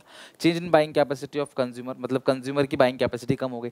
हमने सोचा यहाँ के लोग 100 रुपये खर्च कर सकते हैं इस सामान को देने के लिए, हम 100 रुपये का सामान बना दिए, अब 1 लाख यूनिट बन चुका है, लेकिन अब पता चला ग्राहक की बाइंग कैपेसिटी कम हो गई, ग्राहक नहीं खरीद पा रहा उस रेट पे, तो हम क्या करेंगे, अब हमारी कॉस्टिंग भी लग चुकी है। तो प्लानिंग कई बार यहाँ भी फेल कर जाता है। ये कुछ प्लानिंग के एक्सटर्नल लिमिटेशन है, मतलब हमारी कंपनी के अंदर कुछ नहीं हो रहा, ये बाहर का माहौल है, बाहर से सब कुछ चेंज हो रहा है जिसका असर हम पे पड़ेगा। तो ये है क्लास प्लानिंग के एक्सटर्नल लिमिटेशंस, बहुत इंपॉर्टेंट है planning chapter limitation, you must learn it. आप कोशिश करो कि आप आगे जब आओ तो इसको पूरा अच्छे से लर्न करके आओ। एक चैप्टर पढ़ना ज़्यादा इंपॉर्टेंट नहीं है, उससे ज़्यादा इंपॉर्टेंट है कि भैया उसको आगे चलाना। कहने का मतलब ये है कि भैया वो दिमाग में रहे, नहीं तो भूलते जा रहे हो तो फिर दोबारा पढ़ना पड़ेगा, हालांकि समय कम लगेगा। तो आपने से पहला चैप्टर याद कर रखा है, आप उसको 2 महीने बाद याद करोगे तो 10-15 मिनट आधे घंटे में वो याद आ जाएगा, बट हाँ वो धुंधला पड़ता चला जाएगा जितना गैप ज़्यादा रखोगे। तो इसे पढ़ के समझ के याद जरूर कर लेना, राइट। प्लानिंग प्रोसेस, एक निमोनिक कोड क्लास मैं पहले बताता हूँ, फिर पूरा का पूरा प्लानिंग प्रोसेस मैं कराऊंगा आपको। प्लानिंग का पूरा प्रोसेस पढ़ने के लिए निमोनिक कोड है एस डाइज इफ, यदि एस मर गया तो ठीक है, तो एस डाइज इफ, ऐसा कुछ है नहीं लेकिन मुझे पता है कि बस सिर्फ निमोनिक कोड है जिसका कोई सर पैर नहीं होता, ठीक है। एस डाइज इफ, ध्यान रखना, ये हो गया क्लास आपका निमोनिक कोड, यानी कि 7 पॉइंट है इसके अंदर जो तुम्हें आज क्लास के एंड तक मैं तुम्हें याद कराऊंगा, और उसको प्रूव करने के लिए तुम सारे कमेंट सेक्शन में भर देना एस डाइज इफ की फुल फॉर्म लिख के, ठीक है। एस डाइज इफ, ठीक है, यदि मैं मर गया तो, एस फॉर सुनील समझ लो, ठीक है, ठीक है, एस डाइज इफ। तो अब ये है क्लास प्लानिंग का पूरा प्रोसेस, यानी कि देखो जब भी हम किसी प्रोसेस की बात करते हैं, 5 प्रोसेस हम पढ़ेंगे अपने पूरे सिलेबस में, तो जब भी हम प्रोसेस की बात करते हैं तो स्टेप बाय स्टेप होता है, इसको बोलते हैं सीक्वेंस ऑफ स्टेप्स।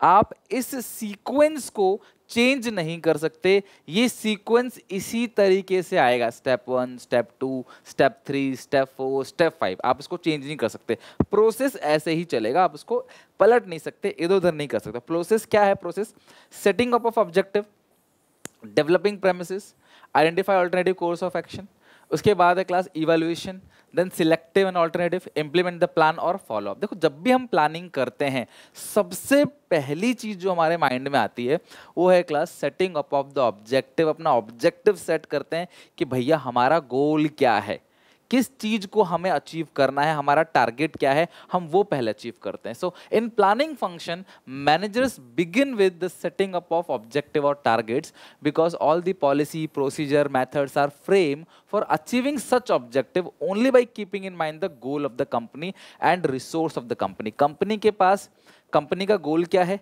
कंपनी का रिसोर्सेस क्या है, उसको देखते हुए क्लास हम लोग क्या करते हैं, हम लोग टारगेट बनाते हैं। मतलब भाई सीधी सी बात है, रिसोर्सेस को देखते हुए ही तो गोल बनाएंगे, ऐसे थोड़ा ना कुछ भी गोल बना देंगे। आप देखो ना तुम्हारे पास क्या है, प्रॉपर्टी क्या है तुम्हारे पास, प्रेमिसेस क्या है तुम्हारे पास लैंड बिल्डिंग कितना है, कॉन्ट्रैक्ट कितने हैं, मशीनरीज कितनी है, वर्कर कितने हैं, फाइनेंस कितना है, कैपिटल कितना है, कस्टमर सपोर्ट बेस कितना है, ये सब देख के ही क्लास क्या करना है आपको, ऑब्जेक्टिव अपनी गोल सेट करना। सबसे पहला काम क्या होता है, ऑब्जेक्टिव, कि भाई मेरा ऑब्जेक्टिव है क्या। एग्जाम्पल, मेरा ऑब्जेक्टिव है इस साल 20% से ज़्यादा सेल्स हो, ठीक है, 20% ज़्यादा सेल्स। हम जो भी सामान बेच रहे हैं, कुछ भी चीज़ बेच रहे हैं, अपना कोई भी काम है, कपड़े बेच रहे हैं, मान लो फर्नीचर बेच रहे हैं, 20% से एक्स्ट्रा सेल हो, तो ये हो गया ऑब्जेक्टिव। तो सबसे पहली चीज़ आती है सेटिंग अप ऑफ ऑब्जेक्टिव्स, ठीक है। दूसरा क्या है, डेवलपिंग प्रेमिसेस। देखो अब उस ऑब्जेक्टिव को अचीव करने के लिए आपको बहुत सारे अजम्पशंस लेने पड़ते हैं ना। अजम्पशंस, फ्यूचर फॉरकास्टिंग, देखो दूर देखा जा रहा है क्या हो सकता है आगे, फ्यूचर में क्या क्या चीजें हो सकती है, उसके लिए बहुत सारे अजम्पशंस लेना कि भाई कल को ये होगा, उसके लिए कल को हम प्रोडक्शन कितना करें, पहले कितना लॉट निकालें ताकि ग्राहक को सामान मिल भी जाए और ग्राहक दुकान में जाए तो सामान अवेलेबल भी हो, ज़्यादा भी ना हो कम भी ना हो। कि मान लो कि भी आपने ऐड किया कि आपको ये चीज़ बेचनी है, ठीक है, कोई किताब का आपने ऐड किया, बच्चा गया बुक स्टोर पर, वहाँ बोला वो बुक नहीं है, तो ग्राहक क्या करेगा, दूसरा बुक मांगेगा, तो नाम आपका, फायदा किसी दूसरे ब्रांड को हो रहा है। तो इसका मतलब क्या है, developing premises. Premises refers to making assumptions regarding future. Premises are the base on which plans are made. Many forecasting are made to find out the demand of a product, change in environment, government, competitor policy, etc. तो इसको क्या बोलते हैं class, premises, यानी कि बहुत future के लिए अजम्पशन लेना। ध्यान रखना प्रेमिसेस वर्ड बहुत इंपॉर्टेंट है, फ्यूचर के लिए अजम्पशन लेना। तो सबसे पहला आपने क्या किया, गोल सेट किया, सेटिंग अप ऑफ ऑब्जेक्टिव। दूसरा क्या है क्लास, डेवलपिंग प्रेमिसेस, ठीक है। S, setting of objective. D, developing premises, मतलब फ्यूचर के लिए बहुत सारे अजम्पशन लेना। उसके बाद आइडेंटिफाइंग वेरियस ऑल्टरनेटिव। अब हमारा जो गोल है उसको अलग अलग तरीके से अचीव किया जा सकता है, तो उसको अचीव करने के तरीके अलग अलग है, रास्ते अलग अलग है। ऐसे भी अचीव किया जा सकता है, ऐसे भी अचीव किया जा सकता है, ऐसे भी अचीव किया जा सकता है, ऐसे भी अचीव किया जा सकता है। तो हमारे पास बहुत सारे, लाइक हमें सेल्स को बढ़ाना है तो हम ज़्यादा एडवर्टाइजमेंट भी कर सकते हैं, हम लोग बहुत डिस्काउंट भी दे सकते हैं, नए नए प्रोडक्ट लॉन्च कर सकते हैं क्लास, तब हमारा सेल्स बढ़ेगा। या फिर क्लास कस्टमर को अट्रैक्ट कर सकते हैं अलग अलग तरीके से, किसी भी तरीके से हम कस्टमर को अट्रैक्ट कर सकते हैं, अप टू 20% ऑफ, 30% ऑफ, 2 के साथ 1 फ्री, या कोई भी और टैक्टिक्स स्ट्रैटेजी जो आप देखते हो, अक्सर आप डिपार्टमेंट स्टोर और मॉल में जाते हो तो आप वो चीज़ देखते हो, तो उनको कैसे अट्रैक्ट, तो ये अलग अलग ऑल्टरनेटिव। अच्छा ऐसे भी कर सकते हैं, अच्छा ऐसे भी कर सकते हैं, अच्छा ये रास्ता भी है, ये रास्ता भी है, मेरी बात समझ रहे हो।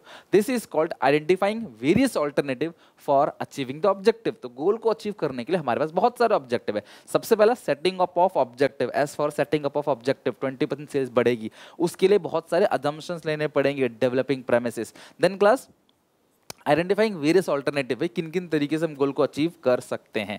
After setting of objective the manager make list of alternative, एक लिस्ट बनाई जाती है through which organisation goal can be achieve. तो मैनेजर सारे के सारे रास्ते क्लास लिख देता है, अच्छा ऐसे भी कर सकते हैं, ऐसे भी कर सकते हैं, ऐसे भी कर सकते हैं, ऐसे भी कर सकते हैं, सब लिख दिया उसने। इवोल्यूशन ऑफ वेरियस ऑल्टरनेटिव, अब सुनो, अब हर एक ऑल्टरनेटिव के, जो भी ऑल्टरनेटिव है, हर एक ऑल्टरनेटिव के प्रो और कॉन्स लिखे जाते हैं, मतलब पॉजिटिव और नेगेटिव चीज़ें लिखी जाती हैं, मतलब बेनिफिट और क्लास डिसएडवांटेज लिखा जाता है, या फिर कुछ भी क्लास फ़ायदा क्या होगा इससे, घाटा क्या होगा, सब कुछ लिखा जाता है। हर अच्छा अगर हम एडवर्टाइजमेंट करेंगे तो उसका फ़ायदा क्या होगा, उसका घाटा क्या होगा, अगर हम मोर डिस्काउंट देंगे उसका फ़ायदा क्या होगा, घाटा क्या होगा, और नए कस्टमर को अट्रैक्ट करने के लिए हम जो पॉलिसीज़ बनाएंगे या जो भी काम करेंगे, ट्रिक अपनाएंगे, फ़ायदा घाटा क्या होगा, नए प्रोडक्ट लेके आएंगे तो फ़ायदा क्या होगा, घाटा क्या होगा, हर एक चीज आप क्लास लिख देते हो। This is called evaluation. जैसे अगर आपको कोई फोन लेना है तो आप क्या करते हो, आप 3-4 फोन लिखते हो कि भाई ये फोन लेना है, फिर हर फोन का एडवांटेज देखते हो, डिसएडवांटेज देखते हो, अच्छा इस फोन को लूंगा तो फायदा क्या होगा, अच्छा घाटा क्या होगा, इस फोन को लूंगा तो इसका फायदा क्या होगा, घाटा क्या होगा, सब चीज़ लिखते हो कि इस फोन के फीचर्स क्या क्या हैं, इस फोन में कौन कौन से फीचर्स हैं, इस फोन की कमी क्या है, प्रॉब्लम क्या है, हर एक चीज़ आप लिखते हो। This is called class evaluation. After making the list of various alternative along with the assumption, the manager start evaluating each and every alternative and note down the positive and negative aspect of every alternative. Manager make a list of positive aspect and negative aspect और class every alternative, हर एक alternative का positive negative aspect लिखते हैं, ठीक है। एक और याद करते हैं, सबसे पहले setting up of objective, developing premises, उसके बाद क्लास आइडेंटिफाइंग वेरियस ऑल्टरनेटिव, ठीक है, उसके बाद इवैल्यूएट करेंगे और देन क्लास एक ऑल्टरनेटिव को सिलेक्ट करेंगे एज टाइज, एक ऑल्टरनेटिव, सिलेक्ट एन ऑल्टरनेटिव। आपको लगा कि चलो भाई ये नहीं करेंगे, ये नहीं करेंगे, ये नहीं करेंगे, आपने इसको सिलेक्ट किया, मोर एडवर्टाइजमेंट, हम लोग ऐड ज़्यादा डालेंगे, हमें वही बचेगा, हमने किसी भी तरीके से एनालाइज कर दिया, आपने फाइनली इसको सिलेक्ट किया।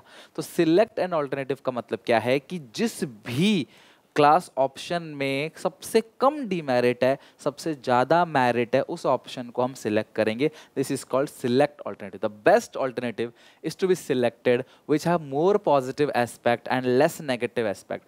Manager try to eliminate those alternative which have more negative aspect some time instead of selecting. कई बार क्या होता है, किसी एक को ना सिलेक्ट करके इन दो का कॉम्बिनेशन भी कर सकते हैं, या फिर इन दो का, इन दो का, इन दो का, इन दो का, ये तो प्रोबेबिलिटी बना दी मैंने, है ना। तो आप कॉम्बिनेशन ऐसे बना सकते हो, समझ रहे हो बात को क्लास। इस तरीके से क्लास जो जो संभावना है कि चलो भाई एक की जगह हम दो अलग, दो अल्टरनेटिव का भी कॉम्बिनेशन बना सकते हैं, दोनों का मिक्सअप बना सकते हैं, समझ रहे हो बात को, ऐसा भी कर सकते हैं। आगे देखा, one alternative, a combination of different alternative can also be selected. Managers make number of small plan to support the main plan. These are derived from the major plan. Here these are called derivative plan. जो बड़े plan होते हैं ना, उसको achieve करने के लिए बहुत सारे छोटे छोटे प्लान्स बनाने पड़ते हैं, उनको डेरिवेटिव प्लान बोलते हैं। ठीक है, सबसे पहला क्या था, सेटिंग अप ऑफ ऑब्जेक्टिव, फिर अजम्पशन लेना, डेवलपिंग प्रेमिसेस, फिर क्या आइडेंटिफाई करो किस किस तरीके से गोल अचीव कर सकते हैं, उन हर एक पॉइंट को इवेलुएट करो, स्टडी करो क्या अच्छा है क्या बुरा है, देन किसी एक ऑल्टरनेटिव सिलेक्ट करो। S, select an alternative. अब प्लान कभी भी पेपर पे नहीं बनता। आपने पेपर पे प्लान बना दिया लिख के, अच्छा मैं ये करूंगा, मैं सुबह उठ के ये पढ़ूंगा, फिर मैं दिन में ये पढ़ूंगा, दिन में ये पढ़ूंगा, ये पढ़ूंगा, ये पढ़ूंगा, ये पढ़ूंगा, सब लिख दिया आपने। फिर सुबह उठे, चलो थोड़ा सा फ़ोन देख लेता हूँ, देखा तो एक रील आ गई, फिर देखते गए कौन क्या कर रहा है क्या नहीं, तो 4 घंटे निकल गए, कुछ काम ही नहीं कर पाए।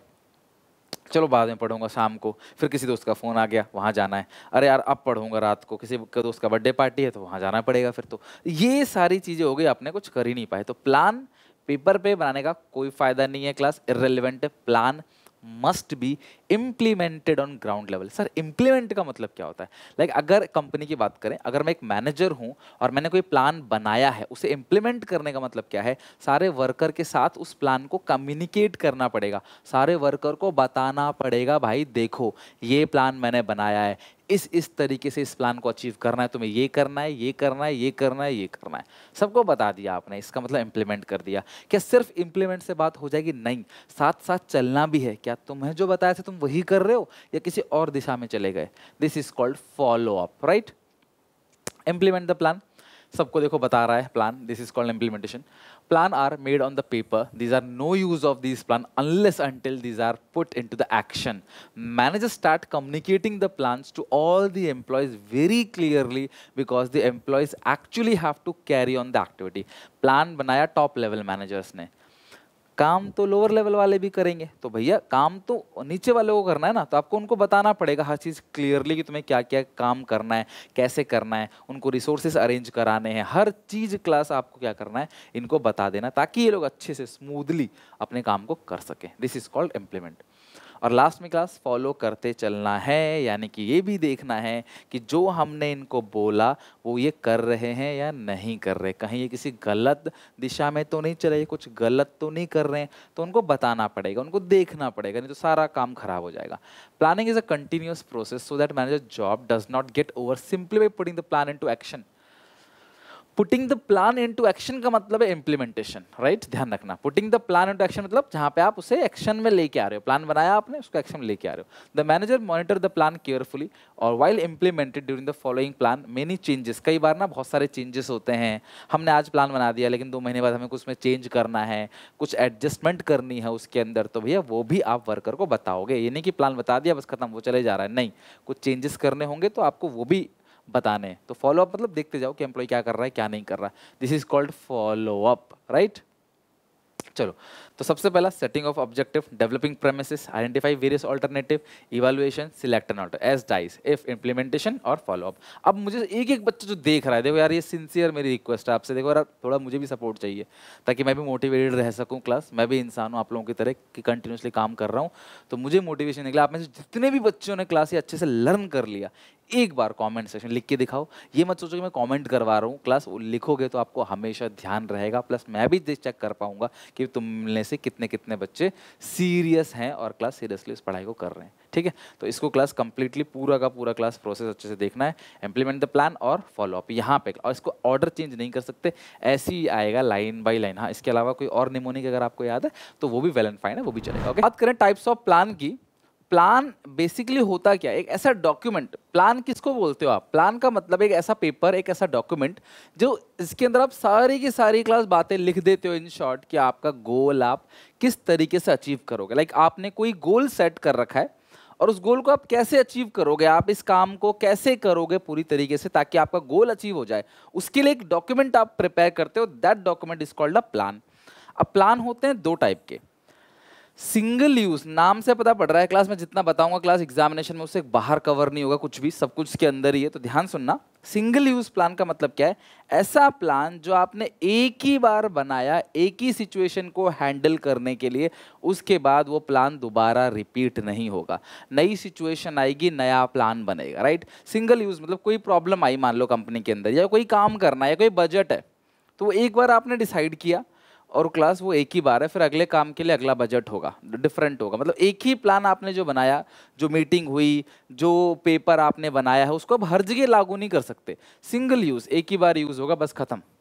लेकिन स्टैंडिंग प्लान बेसिकली क्या होता है? जो आपने प्लान एक बार बनाया और आप उसका मल्टीपल यूज करोगे, अलग अलग जगह आप इसका यूज करोगे, तो उसको हम लोग क्या बोलते हैं? Standing plan. तो सिंगल यूज प्लान मतलब जब प्लान आपने एक ही बार बस यूज किया, एक ही सिचुएशन में लगाया, हर नई सिचुएशन के लिए एक नया प्लान बनाना पड़ेगा। बट ये जो प्लान है क्लास बेसिकली स्टैंडिंग प्लान, नाम से पता पड़ा स्टैंडिंग है, मतलब इस प्लान को आप अलग अलग सिचुएशन में भी लगा सकते हो। मतलब मान लो कि एम्प्लॉय को भर्ती करने का जो प्रोसेस है वो आपने एक बार सेट कर दिया, आप अलग अलग एम्प्लॉय को भर्ती कर रहे हो, तो आप सेम प्रोसेस जो है वो चलाओगे। एम्प्लॉय अलग अलग है बट प्रोसेस सेम रहेगा। This is called standing plan, right. चलो, single use plan, standing plan को और डीपली समझते हैं क्या होता है। Single use plan are develop for unique situation और प्रॉब्लम्स, यूनिक सिचुएशन और problems and are use class usually replace after one use. एक ही बार आपने यूज किया, खत्म, फिर नए सिचुएशन के लिए, नई प्रॉब्लम के लिए नया प्लान बनेगा। Every time a new plan is prepared for a new situation. तो नई सिचुएशन के लिए नया प्लान बनेगा। सिंगल यूज, एक बार यूज होगा बस इस प्लान का। जैसे बजट, अब जो परचेज बजट है, सेल बजट है, हर बार अलग अलग होगा, सेम नहीं होगा। काम अलग तो उसका बजट अलग। प्रोग्राम हो गया, प्रोजेक्ट हो गया क्लास, ये सब क्या होते हैं? Single use plan. Standing plan is a business plan that is intended to used many time. एक ऐसा प्लान जो मल्टीपल टाइम, कई बार आप यूज कर सकते हो, that plan is called standing plan. और ये रिपीट और रेकरिंग नेचर का होता है। जैसे पॉलिसीज आपने बनाई है वो चलता रहेगा क्लास हमेशा। प्रोसीजर है, हमेशा नहीं, मतलब मल्टीपल जगह। मैं ये नहीं कह रहा कि एक बार बन गया तो ये कभी खत्म नहीं होगा, बट हाँ इसको ये रीयूजेबल है, आप अलग अलग सिचुएशन में लगा सकते हो। लेकिन ये प्लान जो आपने बनाया है ये एक ही बार है।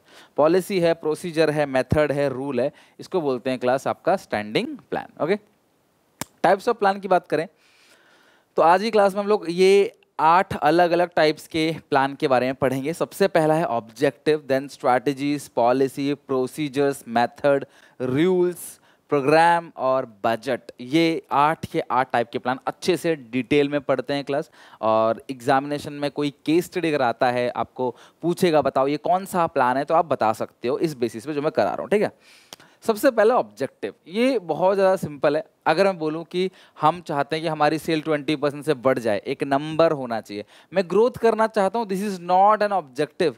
मैं वजन कम करना चाहता हूं, ये ऑब्जेक्टिव नहीं है। हाँ, मैं एक महीने में मैं 2 किलो वजन कम करना चाहता हूं, ये मेरा गोल है, ये मेरा ऑब्जेक्टिव है। तो जो भी इंसान ऑब्जेक्टिव बनाता है ना, वो मेजरेबल जरूर होना चाहिए कि भैया एक मेजर कर सको। आप घर वालों से बोलते हो पापा मैं अच्छे नंबर लेके आऊंगा, अच्छे का डेफिनेशन क्या है?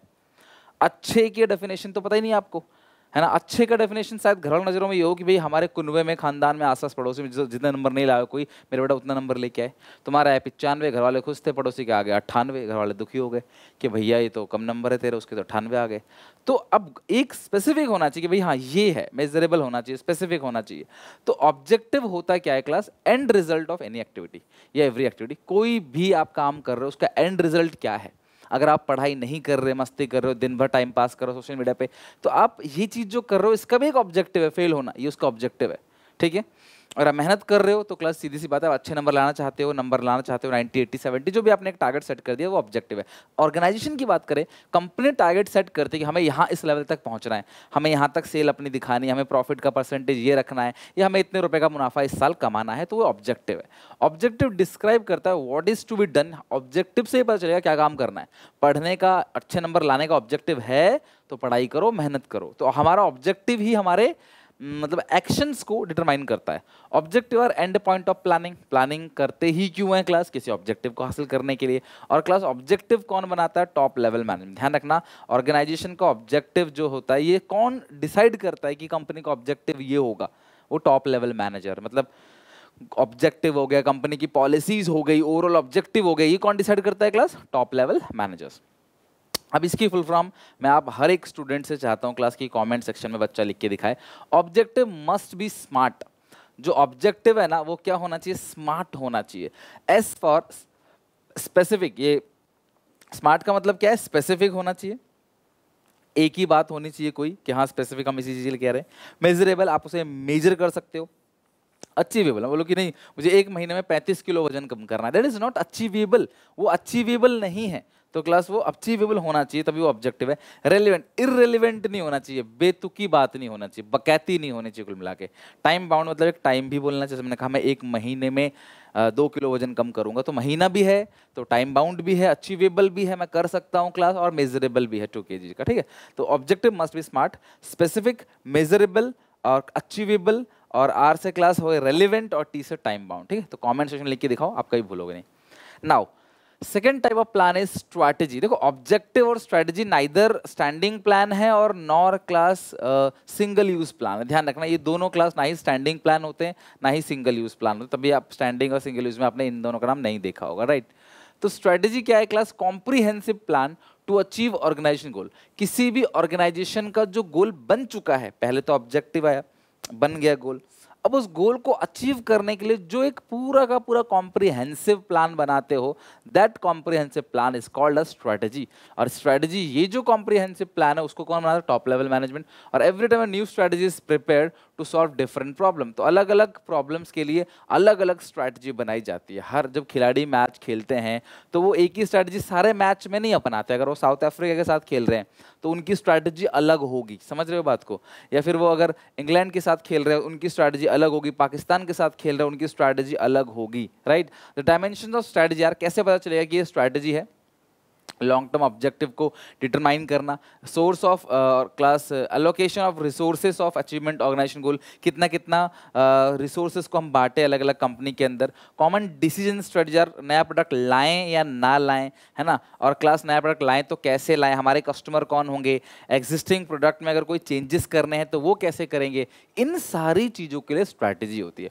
ऑब्जेक्टिव नंबर में होगा, एक न्यूमेरिकल टर्म में होगा, और ये गोल दिखाएगा आपको सेट कि भैया हम इतने यूनिट बेचना चाहते हैं, इतनी पीस गाड़ी बेचना चाहते हैं, ये हमारा ऑब्जेक्टिव है। स्ट्रैटेजी उस ऑब्जेक्टिव को अचीव करने के लिए जो कॉम्प्रिहेंसिव प्लान बना है, दैट इज कॉल्ड स्ट्रैटेजी।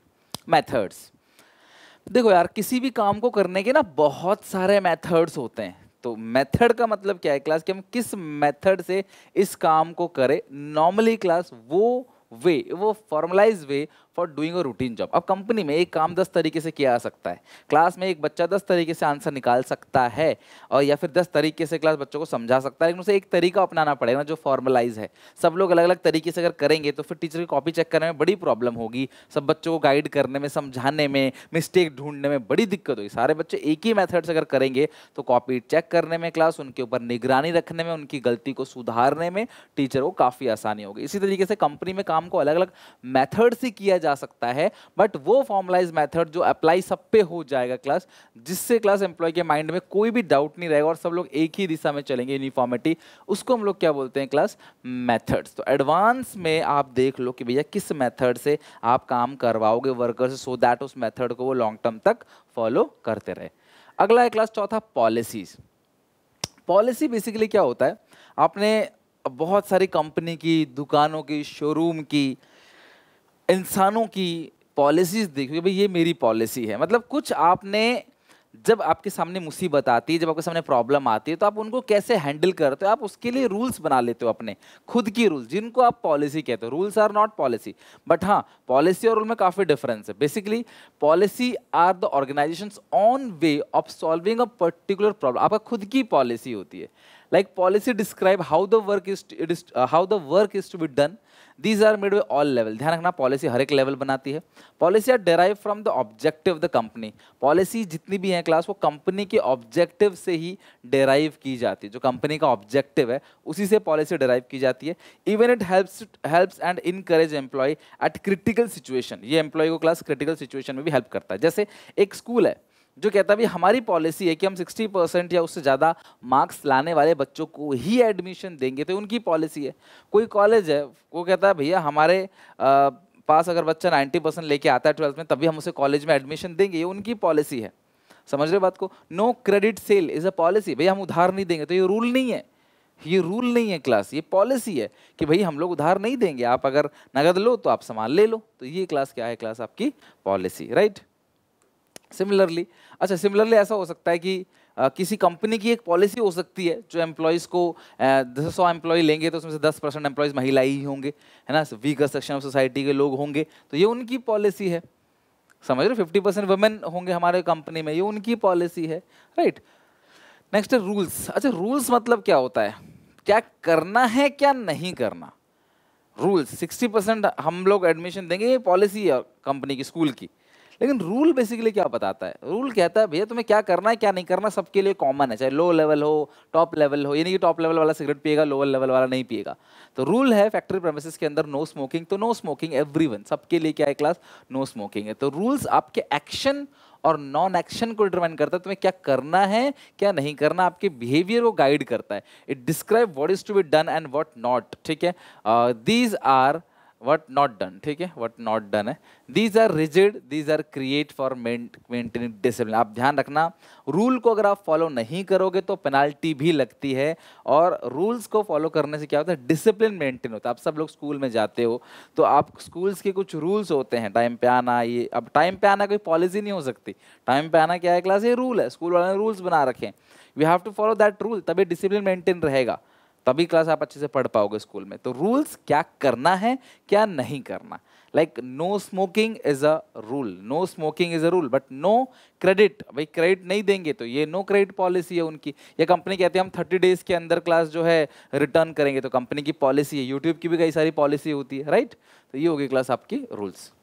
अगला प्रोसीजर। प्रोसीजर का मतलब क्या है? Sequence of step, step 1, step 2, step 3, पहले ये करेंगे फिर ये करेंगे फिर ये करेंगे, this is called class sequence of steps. आपके स्टेप्स का sequence line by line, that is called procedure. Procedure are sequence of steps to be follow by the employ in different situation. The procedures can be defined as an exact manner in which activity has to be accomplish, accomplish मतलब पूरा करना, तो exactly किस manner में आप काम को पूरा करोगे उसको हम लोग क्या बोलते हैं क्लास? प्रोसीजर। तो procedure for admission in a particular school, किसी भी स्कूल में एडमिशन के लिए क्या प्रोसेस है ना, किसी भी स्कूल में अगर आप एडमिशन लेते हो तो उस एडमिशन का क्या प्रोसीजर है? स्टेप 1, जब आप स्कूल जाओगे तो मेरा रिजल्ट चेक कराओगे, एप्लीकेशन फॉर्म लोगे, फॉर्म लेने के बाद आप एप्लीकेशन फॉर्म को फिल करोगे, फिल करने के बाद आप सारे डॉक्यूमेंटेशन करोगे, टेस्ट करोगे, फिर एडमिशन के फाइल बनेगी, उस जाएगा एडमिशन इंचार्ज के पास, वो फीस स्लिप काट के देंगे, आप फीस पे करोगे, फिर आपको एडमिशन कन्फर्मेशन का लेटर मिलेगा। तो ये प्रोसेस चेंज नहीं हो सकता, ये स्टेप बाय स्टेप, पहले ये फ्री है। जैसे आप अगर जाओगे किसी भी सरकारी ऑफिस में पासपोर्ट बनवाने जाते हो तो वहाँ पे लाइन बाय लाइन कैबिन बने होते हैं, आपको लाइन बाय लाइन स्टेप, पहला ये स्टेप है, फिर ये स्टेप है, फिर स्टेप है, उस हिसाब से चलना। इवन आप रजिस्ट्रेशन कराते हो, जब आप टू SUET में जाओगे रजिस्ट्रेशन कराओगे तो स्टेप बाय स्टेप होता है, भाई step 1, step 2, phase 1, phase 2, phase 3 ऐसे चलता है। तो वो स्टेप बाय स्टेप ही चीज़ें चलेगी। तो सीक्वेंस, प्रोसीजर मतलब प्रोसेस से आया है, समझ रहे हो? प्रोसेस से बना है procedure, sequence of step. Step 1 क्या करना है, स्टेप 2, अब ये चेंज नहीं कर सकते कि ये पहले कर लिया ये बाद में कर लिया, नहीं, वो लाइन बाय लाइन ही होगा।